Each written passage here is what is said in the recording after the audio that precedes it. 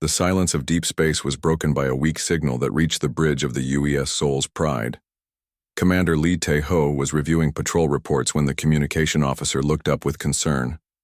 "Sir, we're receiving a distress signal. It's coming from the Kepler system." Lee set down his tablet and walked to the communication station. The message was faint and filled with static, but the desperation in the alien voice was clear, even through the poor transmission quality. "This is Elder Vexthara of the Rilani colony on Kepler 438b. If anyone receives this message, please help us. The Vorthan Empire has attacked our world. They are taking our people. We have children here. Please, anyone who can hear this, we need help immediately." The transmission cut to static, then nothing. Dr. Park So-young entered the bridge just as the message ended. She had been working in the medical bay when the alert came through the ship's communication system. Her face showed the same concern that Lee felt growing in his chest. "How far are we from Kepler 438b? Lee asked the navigation officer. "Approximately 4 hours at maximum speed, Commander." Lee nodded and turned to his crew. The Soul's Pride was not a warship. It was a patrol vessel with a crew of just 68 humans. They had 2 escort ships with them, the Hangang and the Namsan, each carrying even smaller crews. In total, they had fewer than 200 people under his command. "Captain," Kim Do-hyun's voice came through the communication system from the Hangang. "Commander, did you receive that transmission?" "Yes, Captain Kim, what's your assessment?" There was a pause before Kim replied. "The Vorthan don't usually leave witnesses, sir. If they're calling for help, the situation must be very bad. Engineer?" Choi Ye-jin looked up from her console. She had been analyzing the signal's origin and strength. "Commander, based on the transmission quality, I estimate they're using emergency power only. Their main communication array is likely destroyed." Lee walked to the main display screen that showed their current position in space. The Kepler system was marked as a peaceful trading colony. The Rilani were known throughout the galaxy as gentle people who preferred commerce to conflict. They had no military and relied on the Galactic Coalition for protection. "What's the nearest coalition battle group?" Lee asked. The communication officer checked his database. "The 7th Fleet is 6 days away, sir. They're engaged in exercises, near the Centauri sector." 6 days. Lee knew that in 6 days there might be nothing left to save. Dr. Park moved closer to Lee. "Commander, the Rilani have families there. Their children mature slowly. Many of the colonists are probably youngsters who can't even defend themselves." Lee understood what she was saying without her having to spell it out. The Vorthan Empire was known for taking prisoners as slaves. Children were especially valuable to them because they could be trained from a young age. "Sir," Engineer Choi said quietly, "I've been monitoring Vorthan military frequencies. There's a lot of encrypted chatter coming from the Kepler system. This isn't a small raiding party." "How many do you estimate?" Choi's fingers moved across her console as she analyzed the signal patterns. "Based on the number of different transmission sources, I'd guess at least 5,000 ground troops, plus orbital support." The bridge fell silent. Everyone understood the numbers. 200 humans against 5,000 Vorthan soldiers in their ships. It should have been an easy decision. Protocol demanded they contact the 7th Fleet and wait for proper reinforcements. "Captain," Kim's voice came through again. "Commander, I'm reading massive energy signatures from the Kepler system. Looks like the Vorthan are using heavy weapons on the surface." Lee closed his eyes for a moment. In his mind, he could hear the desperation in Elder Vexithara's voice. He thought about the children she had mentioned. He thought about the 6 days it would take for help to arrive. "Sir?" Dr. Park said softly. "What are your orders?" Lee opened his eyes and looked at his crew. These were good people who had signed up to protect others. They knew the risks of their job, but they also knew why they did it. "Communications, send a message to both escort ships. All senior officers to report to my ready room in 10 minutes. "Yes, sir." As his officers prepared for the meeting, Lee walked to his private quarters. On his desk was a picture of his family back on Earth. His wife and 2 children smiled at him from the frame. He had joined the space service to make the galaxy safer for families like his own. The meeting was brief, but intense. Captain Kim attended, via video link from the Hangang, while Captain Yoon from the Namsan joined them in person. Dr. Park and Engineer Choi completed the group. I want honest assessments, Lee began. Can we help these people? Engineer Choi spoke first. The numbers are against us, but the Vorthon rely heavily on conventional tactics. They expect their enemies to fight them directly. If we're smart about this, we might be able to cause enough trouble to buy time for the 7th Fleet. Captain Kim's image nodded on the screen. My ship is fast and well armed. I can provide orbital support and keep their fleet busy while you work on the ground. Dr. Park added, the Rilani know their own planet better than any invader. If we can organize them, they could be valuable allies. Captain Yoon was more cautious. Commander, I have to point out that we're talking about a suicide mission. Even if we save some of the colonists, we probably won't survive the encounter. Lee appreciated Yoon's honesty. It was exactly what he expected from a good officer. You're right, Captain. This mission has a very low survival rate. That's why I'm making it voluntary. Anyone who wants to withdraw can do so without any mark on their record. The room was quiet for several seconds. Then Captain Kim spoke from the screen. With respect, sir, we all heard that distress call. We all heard the fear in her voice. If we turn away now, those people die and we'll have to live with that.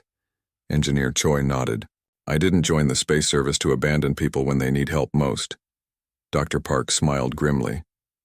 Those children she mentioned, they're counting on someone to care enough to try. Captain Yoon sighed but straightened his shoulders. Well, if we're going to do something this crazy, we better do it right. Lee felt a surge of pride in his officers. This was why humanity had earned its place in the Galactic Coalition. When others calculated odds and waited for perfect conditions, humans acted on principle. All right then, here's what we're going to do. As Lee began outlining his plan, none of them knew they were about to change the course of galactic history.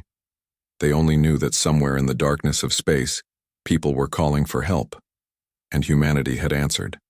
The Kepler system looked like a battlefield when the human ships dropped out of hyperspace. 3 large Vorthon warships hung in orbit around the planet like dark metal spiders. Smaller attack craft buzzed between the surface and the larger vessels, carrying cargo that Commander Lee Tae-ho knew must be captured Rilani. Status report, Lee commanded as his crew worked frantically at their stations. Engineer Choi Ye-jin looked up from her console with grim news. I'm reading massive energy discharges on the planet's surface. The Vorthon have established 3 major landing zones. They're using some kind of harvesting equipment. Lee felt his stomach turn. Harvesting was the polite galactic term for capturing sentient beings for slavery.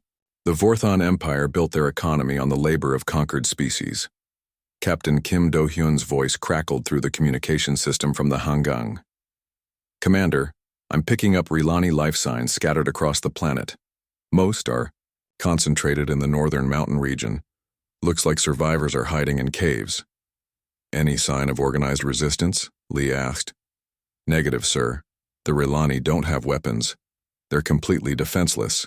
Dr. Park So-young entered the bridge carrying her medical scanner and a worried expression. Commander, I've been studying the Rilani biology files. Their species has a unique trait that makes the situation even worse. What kind of trait? They have collective memory capability. When Rilani witness traumatic events, they can share those memories with other members of their species. Every atrocity the Vorthon commit down there is being recorded in living memory. Lee understood immediately. The Vorthon weren't just conquering a planet. They were creating thousands of witnesses to their war crimes. If any Rilani survived, they would carry detailed memories of everything that happened here. That might work in our favor, Lee said thoughtfully. If we can save even some of them, we'll have perfect intelligence about Vorthon tactics and equipment. Sergeant Yoon Jae-woo appeared on the bridge. He was the leader of their small marine unit, only 20 soldiers total. His weathered face showed no fear despite the impossible odds they faced. Sir, my people are ready for deployment. What's the mission? Lee walked to the main display screen.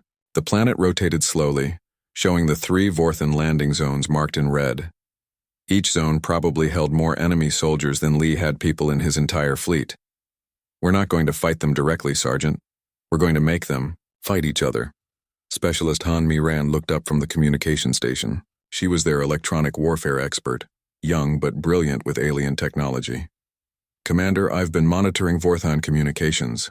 They're very organized, but they're also very predictable. All orders flow through a central command structure. Can you intercept their signals? I can do better than that, sir. I can modify them. Lee smiled for the first time since receiving the distress call. Excellent. Captain Kim, I need you to create a distraction. Hit their orbital positions, but don't engage directly. Make them think we're a larger force. Understood, Commander. How long do you need? Give us 2 hours to get into position on the surface. As the Hang Gang moved away to begin its harassing attacks, Lee turned to his ground team. Dr. Park had volunteered to come with them to make contact with the Rilani survivors. Engineer Choi would handle any alien technology they encountered. Specialist Han would work on disrupting Vorthon communications. The trip to the planet's surface was tense. Their small transport ship had to avoid Vorthon patrols while heading for the northern mountains where the survivors were hiding. Through the viewports, they could see smoke rising from burning Rilani settlements. They landed in a hidden valley where Captain Kim's sensors had detected the strongest concentration of Rilani life signs. The moment they stepped outside, they could hear it. A low, mournful sound that seemed to come from the rocks themselves. What is that? Sergeant Yoon asked, his hand moving instinctively to his weapon. Dr. Park checked her scanner. It's the Rilani collective memory process. They're sharing their experiences with each other. All the survivors in this area are connected. They followed the sound deeper into the cave system. The passages were carved from natural rock but smoothed by generations of use. Strange symbols covered the walls, glowing faintly with bioluminescent paint. In the deepest chamber they found them. Nearly 300 Rilani huddled together in the darkness. They were tall, slender beings with pale blue skin and large, dark eyes. Their clothes were torn and dirty, and many showed signs of injury. An elderly Rilani stepped forward when he saw the humans. Despite his obvious fear and exhaustion, he carried himself with dignity. I am Elder Vexithara. You heard our call for help. Dr. Park stepped forward and bowed slightly, a gesture of respect she had learned from the cultural database. We are humans from the Galactic Coalition. We came as soon as we received your message. Vexithara's eyes widened. Humans? But there are so few of you. The Vorthon have thousands of soldiers. Sometimes numbers aren't everything, Lee said gently. We need to understand what happened here. Can you tell us about the attack? What followed was the most disturbing military briefing Lee had ever received. Through the collective memory process, the Rilani showed them everything. The surprise attack at dawn, the systematic destruction of their defenses, the brutal efficiency with which the Vorthon sorted civilians into groups for transport. But they also showed them something else. Detailed images of Vorthon equipment, weapons, and tactical procedures. The collective memory had recorded everything, with perfect clarity. Engineer Choi studied the mental images with growing excitement. Commander, look at their energy weapons. They're designed for fighting targets in formation. The focusing crystals are tuned for long-range precision, not close combat. What does that mean? Sergeant Yoon asked. It means they expect their enemies to line up and fight them like gentlemen. They've never faced guerrilla warfare. Specialist Han was examining the communication equipment the Rilani had salvaged from their destroyed settlements. Sir, I think I can modify this to broadcast on Vorthon frequencies. If I can access their command network, I might be able to cause some confusion. A small Rilani child, no older than 7 in human years, approached Dr. Park shyly. The child's name was Keflin, and she had witnessed terrible things during the attack. Are you really going to help us? The child asked in broken galactic standard. Dr. Park knelt down to the child's level. Yes, we're going to help you, but we need your people to help us too. Elder Vexithara translated Dr. Park's words to the other survivors. A murmur of conversation spread through the group. Many seemed afraid, but others showed signs of hope for the first time since the attack. What do you need us to do? Vexithara asked. We need guides who know the planet, Lee explained. We need information about Vorthan patrol patterns, and we need your people to be ready to move quickly when we give the signal. You're planning to evacuate us? Eventually, yes. But first we're going to teach the Vorthan that humans don't fight fair. As they planned their first strike, Lee felt something he hadn't expected: confidence. The Vorthan had superior numbers and technology, but they had never faced an enemy that refused to play by their rules. Above them, Captain Kim was already proving that point. His hit-and-run attacks on the orbital fleet were forcing the Vorthan to spread their forces thin, chasing shadows in the darkness of space. On the ground, Sergeant Yoon was studying the Vorthan positions through the shared memories of the survivors. Sir, they've got 3 fortified camps, but they're all connected by regular supply runs. If we could intercept one of those convoys, do it, Lee said. But remember, we're not trying to defeat them. We're trying to confuse them, make them think they're fighting a much larger force. As his team prepared for their first operation, Lee looked at the frightened but hopeful faces of the Rilani survivors. They had called for help and humanity had answered. Now it was time to show the galaxy what humans could do when someone needed saving. The first Vorthan supply convoy never saw the attack coming. Corporal Shin Woo-jin had spent 3 hours buried in the rocky soil beside the main transport route, waiting with the patience of a hunter. When the enemy vehicles finally appeared, he was ready. The explosion was small but perfectly placed. Instead of destroying the lead vehicle, it damaged the steering mechanism just enough to send the transport careening into a deep ravine. The other vehicles stopped to help exactly as Shin had predicted they would. That was when Sergeant Yoon Jae-woo and his Marines struck from 3 different directions. Remember, Yoon whispered into his communication device, we want prisoners, not bodies. These soldiers need to go back and tell stories. The attack lasted exactly 4 minutes. When it was over, the Vorthan convoy was scattered and confused. Half their supplies were missing, their communication equipment was destroyed, and 12 of their soldiers had simply vanished into the rocky landscape. But the most important part was what they left behind. 5 Vorthan soldiers who had been knocked unconscious but not seriously hurt. When those soldiers woke up, they would find themselves lying beside their damaged vehicles with no memory of how many humans had attacked them. Commander Lee Tae-ho watched the operation from a hidden observation post 2 kilometers away. Through his field glasses, he could see the surviving Vorthan soldiers stumbling around their destroyed convoy in obvious confusion. How many attackers do you think they'll report? Dr. Park So-young asked. She had been observing the psychological effects of the human tactics on enemy morale. Probably 50 or 60, Lee replied with satisfaction. Humans moving fast in rough terrain always look like more than they really are. Engineer Choi Ye-jin looked up from the Vorthan communication device she was examining. Commander, this is interesting. Their radios are quantum encrypted, but the encryption keys change on a predictable schedule. Give me another hour and I should be able to break their entire communication network. Lieutenant Nam Yoon-hee, their intelligence officer, was already studying the captured Vorthan supplies. She spoke 12 different alien languages and could read Vorthan military codes. Sir, according to these supply manifests, they're planning a major operation tomorrow, something called Final Harvest.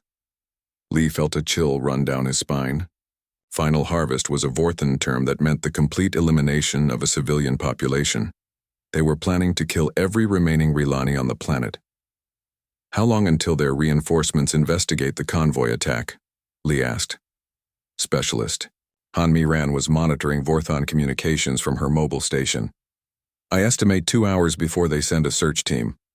But sir, I've been listening to their radio chatter.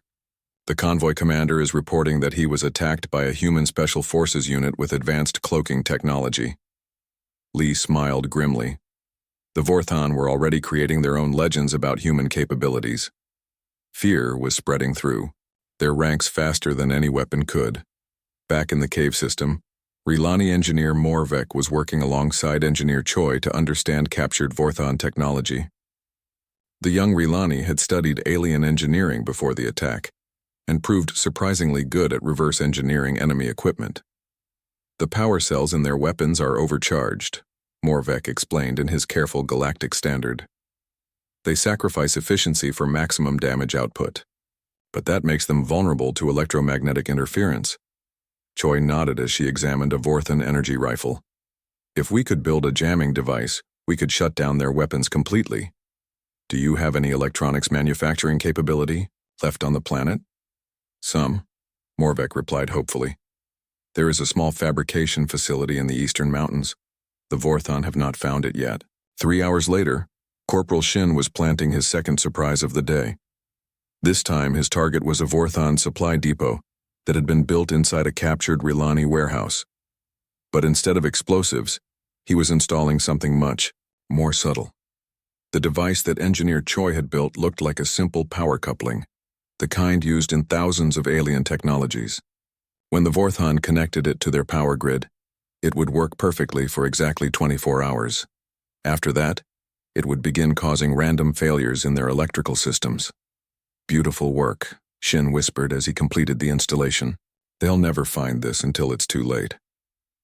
Meanwhile, Lieutenant Nam was having the most unusual conversation of her military career. She was interrogating captured Vorthan soldiers, but instead of using traditional methods, she was simply talking to them. Your commanders told you this would be an easy conquest, she said to a captured Vorthan sergeant. But how many of your comrades have disappeared in the last 6 hours? The Vorthan soldier looked confused and frightened. The humans have some kind of invisibility technology. They can attack from anywhere and vanish without a trace. Nam nodded sympathetically. It must be very stressful for your troops. Are they getting enough sleep? Enough food? What the Vorthan didn't understand was that Nam was conducting psychological warfare. Every question she asked was designed to increase their paranoia and uncertainty. When these prisoners were released in a prisoner exchange, they would return to their units carrying fear and doubt. Dr. Park was conducting her own kind of warfare in the medical bay they had established in the caves. She was treating wounded Vorthan prisoners with the same care she gave to injured Rilani civilians. This simple act was causing a crisis of understanding among the enemy soldiers. Why do you heal us? One wounded Vorthan asked. We are your enemies. Because you're hurt, Dr. Park replied simply. That's what doctors do. The concept was so alien to Vorthan military thinking that several prisoners asked to speak with Commander Lee personally. They wanted to understand why humans would waste resources on enemy wounded. Captain Kim Do-hyun was fighting his own battle in orbit above the planet. His ship, the Hangang, had been conducting hit-and-run attacks on Vorthan positions for hours. But he wasn't trying to destroy their ships. Instead, he was forcing them to waste fuel and ammunition chasing shadows. Commander, Kim reported during one of their brief communication windows. The Vorthan fleet is showing signs of serious stress. They're burning through their energy reserves trying to track my ship. I estimate they'll need to start conserving power within 12 hours. Excellent work, Captain. Any sign of reinforcements? Negative, sir. But I am picking up some interesting communications. It sounds like the Vorthan ground commanders are arguing with their fleet commanders about resource allocation. Lee felt a surge of satisfaction. The human strategy was working exactly as planned. They weren't defeating the Vorthan through superior firepower. They were making the Vorthan defeat themselves through confusion, fear, and poor decision-making. Sub-Commander Thrackmore stood in the command center of the main Vorthan base and tried to make sense of the reports flooding in from his units. According to his field commanders, they were under attack by a human force of unknown size, using advanced technology that his intelligence reports insisted didn't exist. Sir, his communication officer reported nervously. The Eastern Patrol has found another disabled convoy. No casualties, but 12 more soldiers are missing and all their supplies are gone. Thrackmore studied the tactical display. Red markers showed the locations of 15 separate incidents in the last 8 hours. The pattern made no sense according to standard military doctrine. How many humans are we fighting? He asked his intelligence officer. Unknown, sir. Estimates range from 50 to 500. They appear to be using some kind of cloaking technology and advanced electronic warfare capabilities. What Thrackmore didn't know was that he was fighting exactly 23 human soldiers who had learned to make themselves look like an army. Every attack was carefully planned to create maximum confusion with minimum risk. War Chief Brektos received Thrakmor's report with growing anger. You're telling me that a handful of primitives are disrupting our entire operation? Sir, I don't think these are primitives. The humans are using tactics we've never encountered before. They don't fight like civilized species. What do you mean? They strike without warning, they don't hold territory, and they treat prisoners with medical care. Our soldiers don't know how to respond to an enemy that behaves irrationally. Brektos snarled in frustration. Then we'll implement final protocol immediately. Orbital bombardment will eliminate this problem permanently. But when Brektos tried to activate his ship's main weapons, nothing happened. Engineer Choi's electronic warfare virus had finally reached the Vorthon fleet's targeting systems.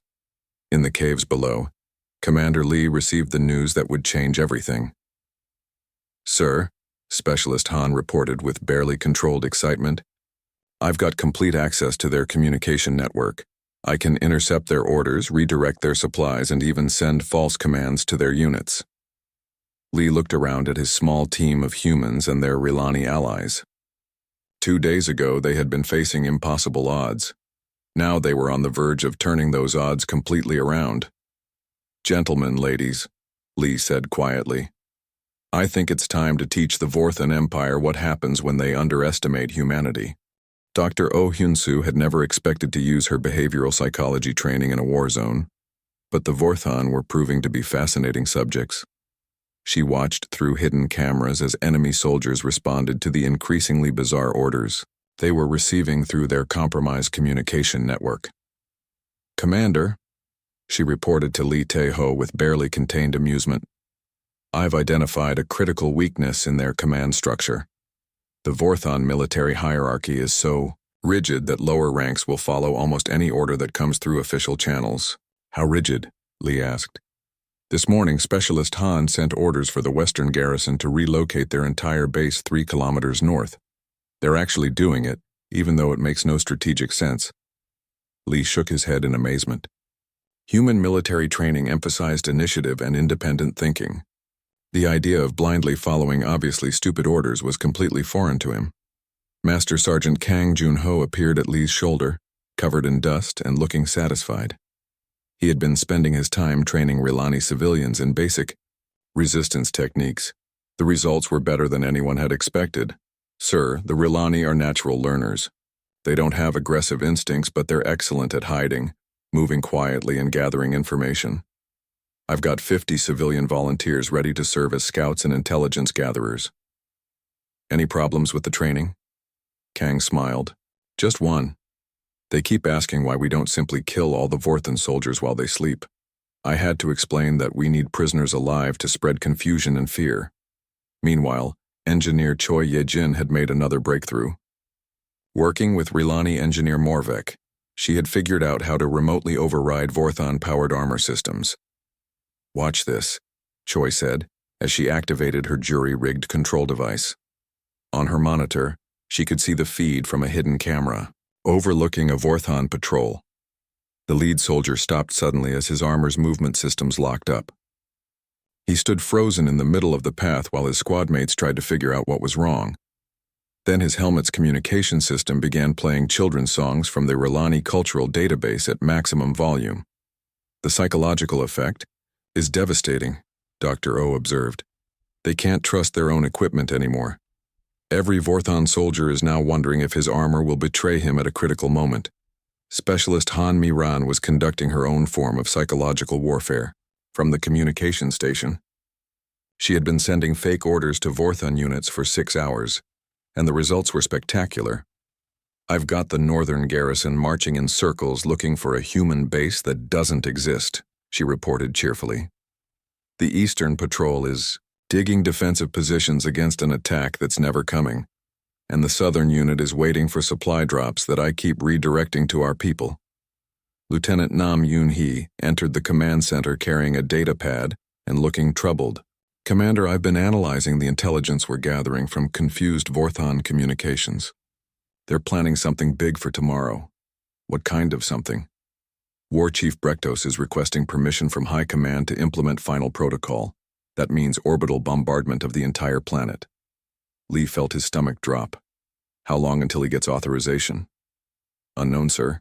But I intercepted a transmission suggesting that a high-ranking official is coming to investigate our irregular resistance. Someone called the Emperor's voice. Dr. Park, so young, looked up from her medical station where she was treating another group of Vorthon prisoners. Commander, I think we need to accelerate our timeline. The psychological pressure on their troops is reaching a breaking point. What do you mean? I've treated 15 Vorthon soldiers in the last 2 days.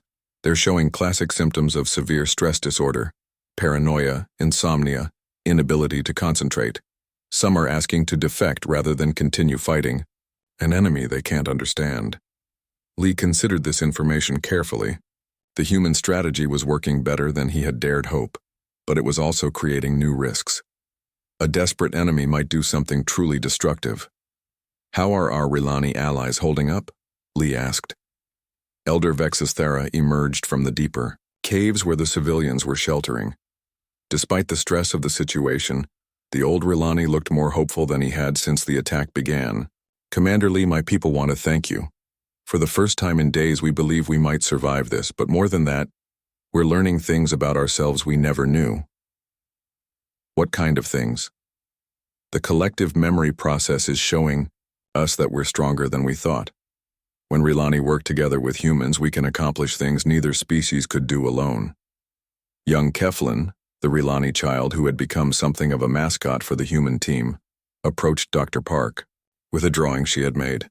It showed human and Rilani figures working together under a bright sun. Is this what peace looks like? The child asked. Dr. Park knelt down and examined the drawing carefully. I think this is what hope looks like, she replied. Captain Kim Do-hyun's voice crackled through the communication system from orbit. Commander, I've got good news and bad news. The good news is that the Vorthon fleet is running low on fuel and ammunition. My hit-and-run attacks have forced them to waste most of their reserves. And the bad news? A Vorthon heavy cruiser just dropped out of hyperspace. It's bigger than all 3 of their original ships combined, and it's heading straight for the planet. Lee closed his eyes and took a deep breath. Just when things seemed to be going their way, the situation had gotten more complicated. Any indication of who's aboard the new ship? The communication traffic suggests it's carrying someone very important. The original fleet commanders are practically falling over themselves to report their status. Vorthon intelligence officer Quendar stood on the bridge of the newly arrived heavy cruiser and reviewed the situation reports with growing disbelief. According to the data, a force of unknown size had completely disrupted a major military operation using tactics that violated every principle of civilized warfare. Show me the tactical analysis, he ordered his aide. The display showed 15 locations where Vorthon forces had been attacked, confused, or misdirected in the last 48 hours. The pattern was impossible to understand using conventional military doctrine. What's our casualty count? Quendar asked. Surprisingly low, sir. Only 12 confirmed deaths. But we've lost over 300 soldiers to capture or mysterious disappearances. And material losses? Extensive, sir. Destroyed convoys, disabled equipment, compromised communication networks, and complete loss of operational security. Quendar studied the reports more carefully. Despite his loyalty to the Empire, he was intelligent enough to recognize a superior tactical mind when he saw one. These humans aren't fighting a war, he murmured to himself. They're conducting a masterclass in asymmetric warfare.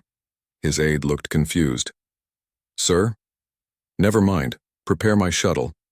I want to see this situation firsthand. Back on the planet's surface, Commander Lee was making preparations for what he knew would be the most critical phase of their operation. The arrival of Vorthon reinforcements meant they were running out of time. All teams, report status, he ordered. Sergeant Yoon's voice came through clearly. Ground teams ready, sir. We've got Vorthon units scattered across half the continent, all chasing ghosts or following fake orders.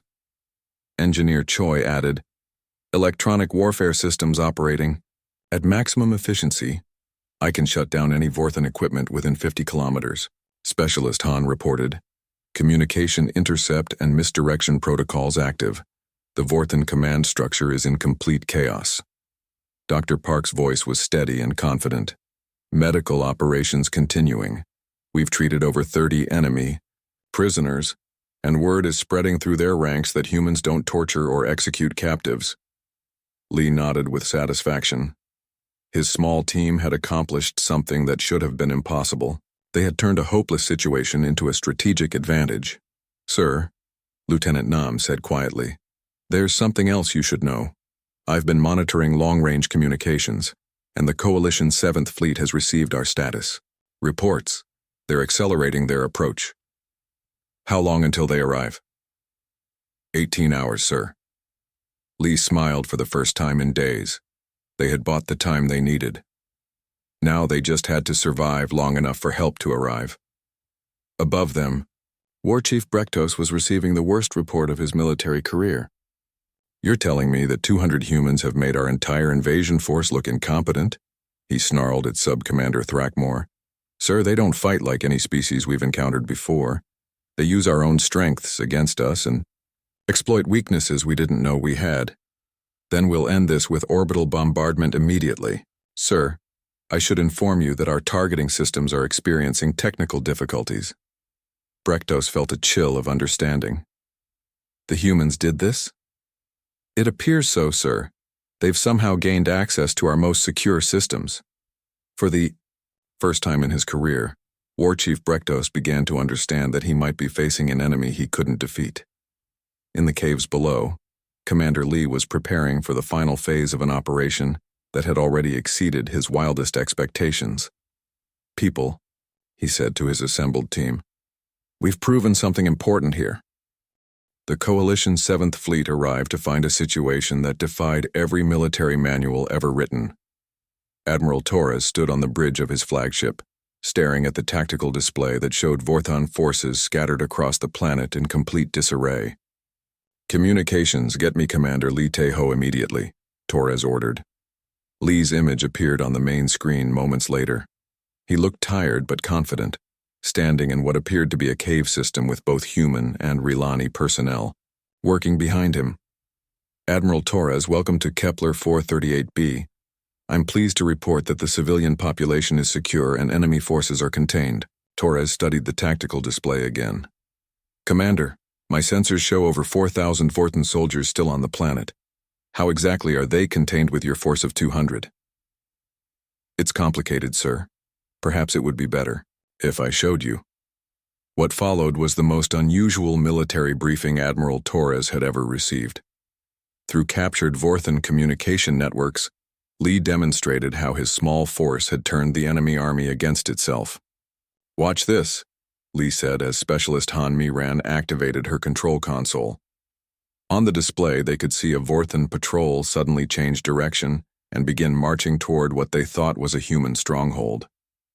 They're actually heading toward another Vorthon unit that received different orders. When they meet, both groups will think the other are human soldiers in disguise. That's impossible, Torres breathed. Sir, Engineer Choi Ye-jin added from her position. We've been feeding false intelligence into their system for 3 days. Most Vorthon units no longer trust their own command structure. Ambassador Jin Subin, who had arrived with the fleet to handle diplomatic aspects of the rescue, looked stunned. Commander, do you realize what you've accomplished here? You've created a complete intelligence breakdown in one of the most disciplined military forces in the galaxy. Dr. Park So-young appeared beside Lee on the screen. Ambassador, it's more than just military intelligence. We've documented systematic war crimes through the Rilani collective memory system. Every atrocity the Vorthon committed here has been perfectly recorded. Are you saying we have evidence for war crimes tribunals? Complete evidence, sir, with witnesses who can share their memories directly with investigators. Captain Lim Dong-wook, commanding the battleship Busan Rising, contacted the conference from his position in orbit. Admiral, you need to see this. The Vorthon fleet is trying to implement orbital bombardment protocols, but their targeting systems keep malfunctioning. On the screen, they watched as Vorthon warships fired their main weapons at what they thought were human positions. Instead, the weapons targeted their own ground forces. Explosions bloomed across the planet's surface as Vorthon soldiers found themselves under attack by their own fleet. How did you manage that? Torres asked in amazement. Engineer Choi smiled tiredly. Rylani engineer Morvek and I developed a virus that makes their targeting computers translate coordinates incorrectly. They think they're firing at us, but they're actually hitting themselves. War Chief Brektos stood on his command bridge, watching his carefully planned operation collapse into chaos. His ships were firing on his own troops. His ground commanders were reporting attacks by phantom human forces. His communication networks were compromised beyond repair. Sir, his communication officer reported nervously. We're receiving a transmission from someone claiming to speak with the authority of the Emperor's voice. Put it through. The image that appeared on his screen was that of Vorthon intelligence officer Quendar, speaking from the planet's surface. But instead of the usual military bearing, Quendar looked shaken and uncertain. War Chief Brektos, I'm transmitting from a human medical facility where I'm being treated for injuries sustained when my shuttle was shot down by our own ships. What's your status, intelligence officer? Sir, I've been observing human operations firsthand for the past 6 hours. I need to report that we have fundamentally misunderstood this species. Explain. They're not fighting to conquer territory or capture resources. They're fighting because they believe it's morally correct to help others. This concept is so alien to our thinking that our entire strategic framework is useless against them. Brektos felt a chill run through his body. What are you recommending? Immediate withdrawal and full diplomatic negotiations. Sir, these humans have turned our own military power against us while simultaneously documenting our war crimes for future prosecution. Continuing this campaign will only make our eventual defeat more embarrassing. Rylani historian Keltheros emerged from the deep cave system where the collective memory process had been running continuously since the attack began. The elderly Rylani carried with him the complete record of everything that had happened on Kepler 438b. Commander Lee, Keltheros said in his careful galactic standard, my people have finished processing the memories. We have perfect documentation of 847 separate war crimes committed by Vorthon forces. Ambassador Jin looked up sharply. That's enough evidence to bring down their entire command structure. More than that, Dr. Park added. The Rylani collective memory has also recorded intelligence from other conquered worlds. Refugees who were brought here as slaves carried memories of Vorthon operations across 12 different star systems. Admiral, Torres realized he was looking at something unprecedented in galactic history. You mean we have evidence of war crimes spanning multiple campaigns? Yes, sir. The Vorthon Empire's entire expansion strategy has been based on systematic atrocities. This evidence could change the political balance of the entire galaxy. Captain Kim Do-hyun's voice came through the communication system from his patrol ship. Admiral, the Vorthon fleet is requesting permission to communicate with you directly. It sounds like they want to negotiate. Patch them through. War Chief Brektos appeared on the main screen, but he looked nothing like the confident military commander who had attacked the planet 3 days earlier. His uniform was disheveled, and his eyes showed the strain of a leader who had lost control of his own forces. Coalition Admiral, I'm authorized to discuss terms for the withdrawal of Vorthon forces from this system. What terms? Torres asked coldly. Safe passage for our ships and personnel in exchange for the release of all captured civilians. Ambassador Jin stepped forward. War Chief, you're not in a position to negotiate terms. Your forces are scattered. Your equipment is compromised, and we have complete documentation of your war crimes.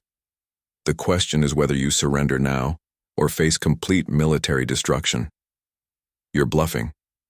Your force is still smaller than mine. Commander Lee's voice cut through the tension. War Chief, would you like a demonstration of what your superior force is currently doing? On the tactical display, they watched as a Vorthon battalion received orders to attack what they thought was a human stronghold. The orders came through their own communication network using proper military codes. The battalion advanced eagerly, only to discover that the human stronghold was actually their own supply depot. In the resulting confusion, the supply depot guards opened fire on the attacking battalion, believing them to be human soldiers in captured Vorthon armor. Within minutes, 2 Vorthon units were locked in combat with each other, while human forces watched from hiding positions. Your soldiers are so well disciplined, Lee observed, that they'll fight anyone their radios tell them to fight, even their own comrades. Brektos stared at the screen in horrified fascination. How long has this been happening? 3 days. Specialist Han answered cheerfully. I estimate that 40% of your casualties have been caused by friendly fire incidents that you thought were human attacks. The war chief's shoulders sagged in defeat. For the first time in his career, he was facing an enemy that had turned his own strengths into weaknesses. What do you want? He asked quietly. Ambassador Jin spoke with the authority of the entire Galactic Coalition. Complete withdrawal of all Vorthon forces from this system. Full cooperation with war crimes investigators. Compensation for damages to the Rilani colony. And a formal apology to the survivors. And if I refuse? Admiral Torres smiled grimly. Then we'll let Commander Lee continue his current operations while we document everything for the historical record. I estimate your forces will completely destroy themselves within another 48 hours. Young Keflin, the Rilani child who had witnessed the beginning of the invasion, stood beside Dr. Park as they watched the negotiations. The child had drawn another picture, this one showing Vorthan ships leaving the planet while Rilani and human figures waved goodbye. Is it really over? Keflin asked. Dr. Park looked at the tactical display, where Vorthan units were still fighting each other across the planet's surface, convinced they were engaged in desperate battles with human forces that existed only in their compromised communication networks. Yes, she said gently. It's over. The Vorthon just don't know it yet. Commander Lee stood in the cave system that had served as their command center, surrounded by the humans and Rilani who had made the impossible victory possible. They had proven something important. That superior technology and overwhelming numbers meant nothing when faced with superior thinking and moral purpose. Outside, the cleanup was already beginning. Vorthon forces were surrendering in confusion. 6 months later, the Galactic Coalition Council chambers had never seen anything like the proceedings taking place. Representatives from 47 different species sat in stunned silence as the evidence from Kepler 438b was presented to the assembly. General Park Chan-woo stood at the podium, his uniform decorated with honors from a dozen different worlds. Behind him, holographic displays showed the tactical breakdown of what military historians were already calling the most significant battle of the modern era. The operation at Kepler 438b has fundamentally changed our understanding of military strategy, General Park announced to the assembled delegates. 200 human personnel, working with civilian volunteers from a peaceful species, neutralized a force 25 times their size without resorting to mass casualties or destruction. 2. The audience, Secretary General Yim of the coalition government leaned forward with interest. The political implications of the Kepler incident were still being analyzed, but one thing was clear. Humanity had proven itself capable of achievements that no one had thought possible. Dr. Lee Ga-eun, the coalition's chief xenopsychologist, took the podium next. Her research into the psychological effects of the human tactics had produced startling results. The most remarkable aspect of this operation, Dr. Lee explained, wasn't the military victory itself, but the method by which it was achieved. The humans demonstrated a form of warfare that the galaxy had never seen, conflict resolution through superior understanding of enemy psychology rather than superior firepower. She activated a display showing interview footage from captured Vorthon soldiers. These troops weren't defeated in traditional combat.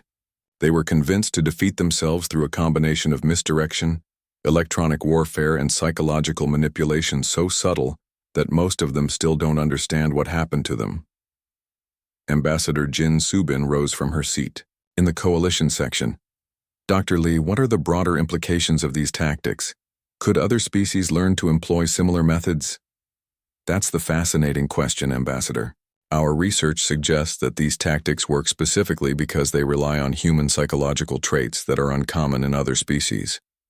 The ability to think creatively under pressure, the willingness to act on moral principles regardless of personal cost, and most importantly, the capacity to understand and exploit enemy weaknesses without becoming ruthless themselves. On Kepler 438b, the reconstruction was proceeding better than anyone had expected. Commander Lee Tae-ho walked through the rebuilt Rilani settlements, marveling at how quickly the planet had recovered from the invasion. Elder Vexthera joined him at the memorial that had been erected for the victims of the Vorthan attack. The structure was elegant in its simplicity, a crystal formation that captured and reflected light, creating patterns that changed throughout the day. "Commander," Vexthera said in his improved galactic standard, "my people have been discussing something important.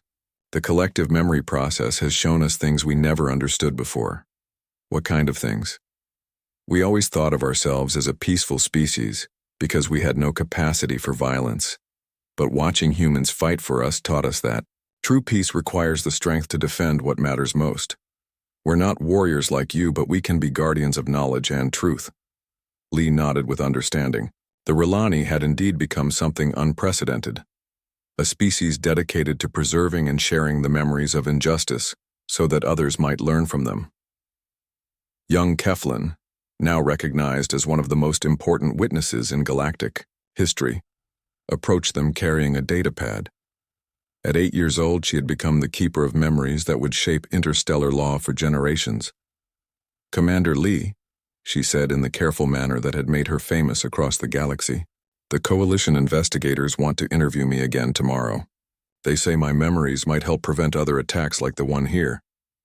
Are you ready for that responsibility?" Lee asked gently. The child considered the question seriously. "Dr. Park taught me that when someone asks for help, we should try to give it. These memories might help protect other children on other worlds." Dr. Park So-young emerged from the medical center that had been built near the memorial site. She had stayed on Kepler 438b to help with the psychological recovery of the survivors and to continue her research into interspecies cooperation. "Commander, I just received word from the Coalition Medical Council. They're implementing the Kepler protocols in refugee treatment centers across the galaxy." "The Kepler protocols?" "Medical and psychological treatment standards based on what we learned here. The idea that healing enemies as well as allies can be more effective than traditional interrogation methods. It's revolutionary." Engineer Choi, Yejin, appeared from the direction of the rebuilt communication center, looking pleased with herself. She had been working with Rilani engineer Morvek to develop new technologies that combined human ingenuity with Rilani precision.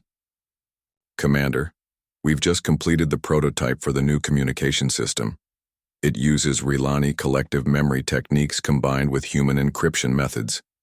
Any species using this technology will be able to share information instantly, while maintaining complete security."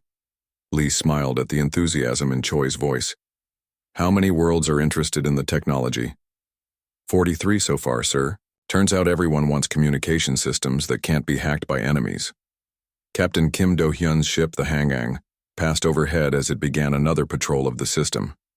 His voice came through Lee's communicator with the casual confidence that had made him legendary among Coalition pilots.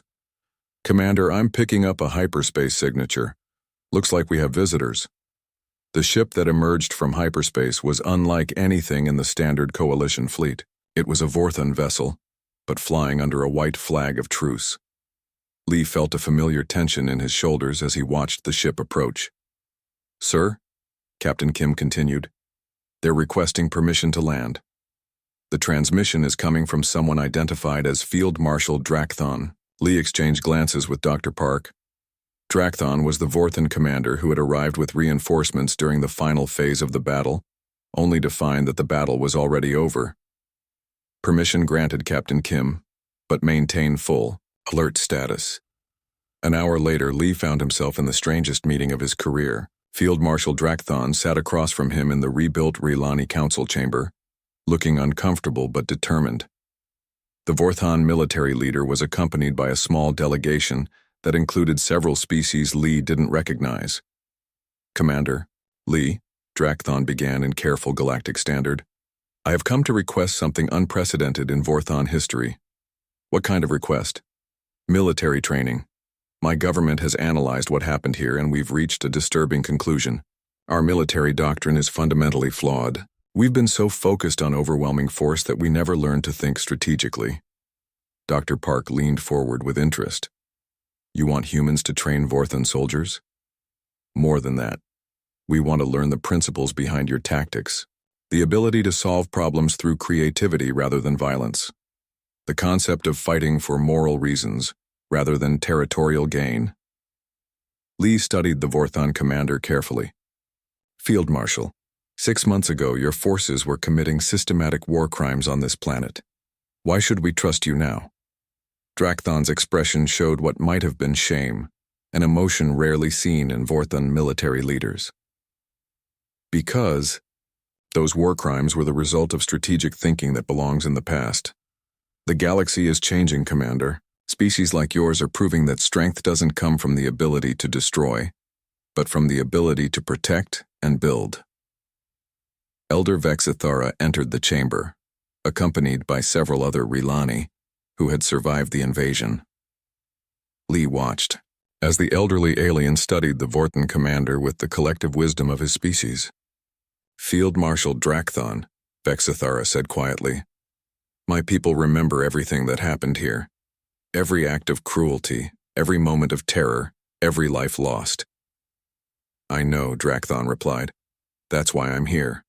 Those memories are evidence of our failures as a civilization. We want to learn how to be better. Young Keflin entered the chamber and walked directly to the Vorthan commander. The child who had become famous across the galaxy for her courage looked up at the alien military leader with serious eyes. Do you promise not to hurt any more children? She asked.